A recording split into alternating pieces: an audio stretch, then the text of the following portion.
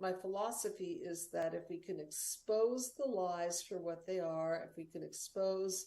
the system gone wrong and direct our attention to the cause of the issue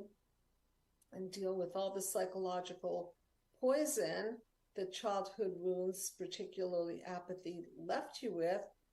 then you can flip the system around and be the cause of part 2 of your life.